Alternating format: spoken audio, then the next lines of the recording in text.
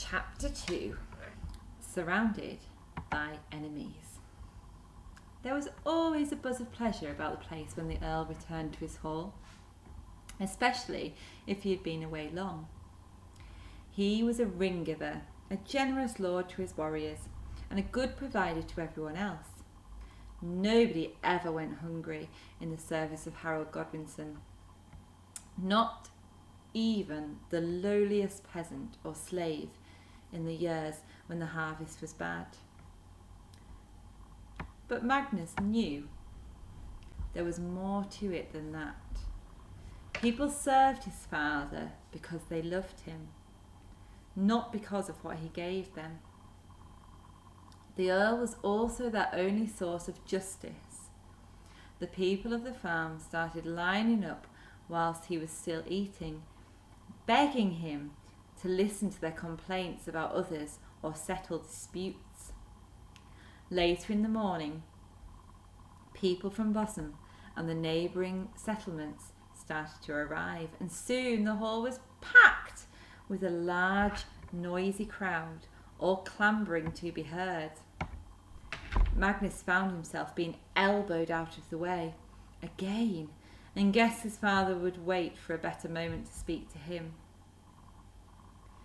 But his mother had little patience with the crowd and quickly lost her temper. "Enough!" she yelled.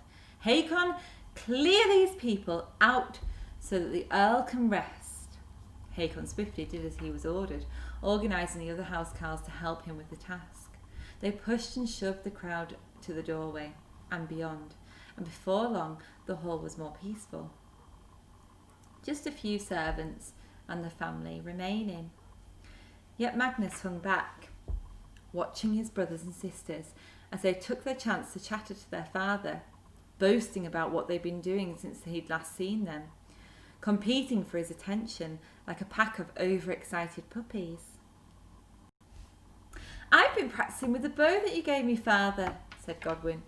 He was the firstborn, named for their grandfather, 2 years older than Magnus, and the one who looked most like their mother. "Yesterday, I hit the target 10 out of 10 times." "Don't listen to him, father. He's lying," said Edmund, the second child. He was a year older than Magnus, but dark and stocky. People said that he showed that the family must have Welsh blood somewhere in its past. Godwin shoved him, and Edmund shoved him back, and they soon stopped when their father gave them a look. "Did you bring me the necklace you promised, father?" Githa said sweetly. She was 2 years younger than Magnus and named after her godmother, who still lived. The younger Githa was set to be a golden-haired beauty too. "If Githa gets a necklace, I want one too," said the 10-year-old Gunhild, the youngest.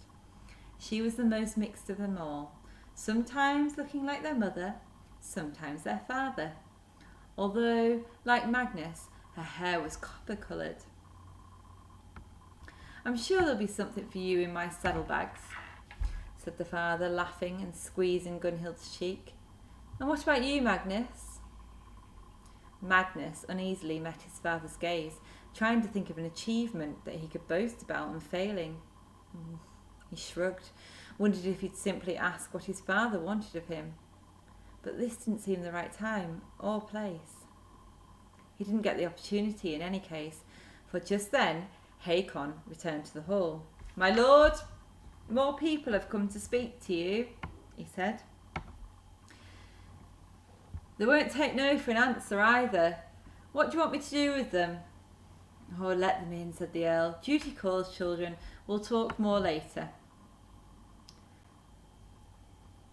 He was kept busy for the rest of the day, and the next day turned out to be even worse. By late evening, Magnus had decided that his father must have changed his mind about speaking to him, and tried not to think about it any more. But he couldn't sleep. He lay awake in the chamber he shared with his brothers, both of whom were snoring deeply. Suddenly, Hakon appeared in the doorway and beckoned him. "Your father will see you now, Magnus," the housecarl said quietly. Magnus rose and followed Hakon through the darkened hall. The fire in the central hearth had been allowed to die down for the night, and the floor beside the walls was lined with humped shapes of sleeping servants and housecarls. Hakon and Magnus came at last to a large chamber at the rear of the hall, the place where the family documents and the treasures were stored in chests. The chamber was lit by a dozen tall candles, the kind that always made Magnus think of a church. His father was sitting on a stool, studying a scroll, and looked up. "Oh, thank you, Hakon," he said. The housecarl nodded and slipped away, back into the shadows of the hall. Somewhere in the night outside, an owl hooted, and Magnus had a brief vision in his mind of the bird swooping down to seize a tiny mouse in its sharp talons. "Sit down, Magnus," said the earl. "Do you know what this document is?" Magnus pulled up a stool and peered at the parchment, which was covered with lines and words. He had been taught to read by the monks, as all noble children were. His brothers had always grumbled about it. They couldn't see the point. They were only interested in lessons that involved swords and spears and shields. But Magnus had enjoyed acquiring the skill, and he had seen other documents like this. "Well, it's a map, father," he said. "It shows Britain and the lands nearby." His father smiled. "Good. So you know that this is England, the kingdom of the Angles and Saxons. Wessex, here, is where you were born. Wessex is in the south, Mercia and East Anglia in the middle, Northumbria beyond. We English rule most of Britain, but we are surrounded by enemies, and the day is coming where they may attack.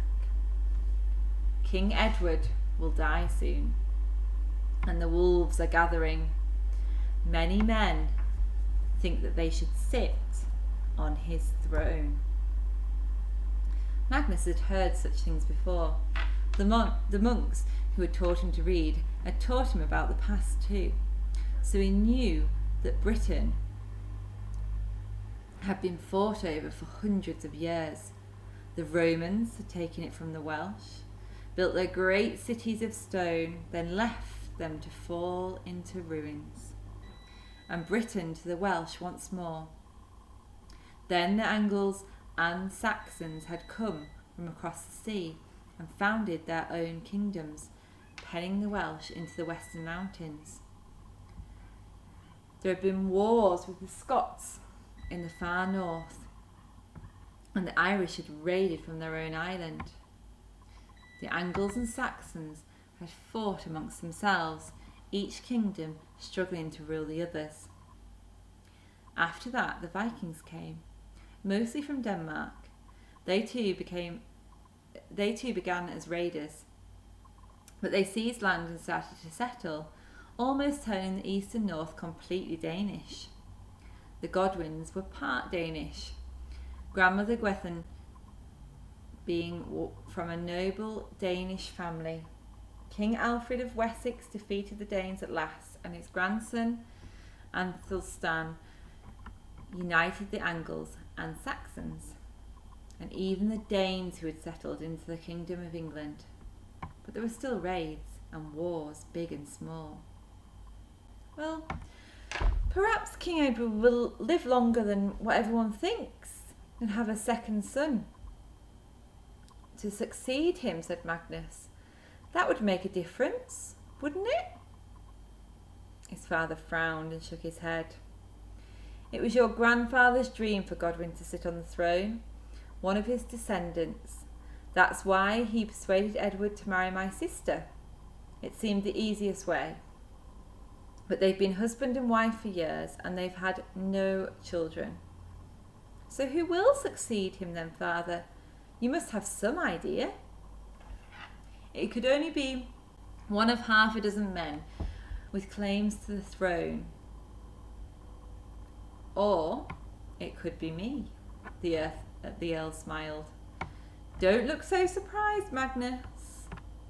I have plenty of supporters. Everyone knows England needs a strong ruler, now more than ever. And the truth is that Edward already depends on me to run his kingdom. But making a bid for the throne of England won't be easy, and I will need your help to make sure that I don't fail. Magnus realised that his mouth was open, and he quickly shut it. His mind was reeling with surprise, yet the more he thought about it, the more that it seemed to make sense. He was sure his father would make a magnificent king of England. Nobody would be better.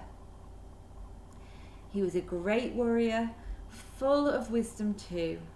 Well, but what can I do? Magnus stammered. I'm no good at anything. That's not true, Magnus. You did well on the war trail, and I've no doubt you're going to be a fine warrior. You've also got more brains than both your brothers put together.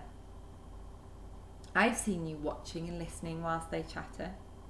You keep your own counsel. You know when to speak and when to stay silent.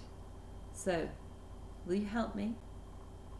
Remember, if I am king, I will need an heir, and I can choose who I please. Magnus sat still for a moment, hardly able to believe what he had heard. How strange it felt to be there with the father, talking of such important things. He thought of all the times when he had asked himself what his destiny might be, and now he knew. A sudden draught made the candles flicker, and Magnus shivered.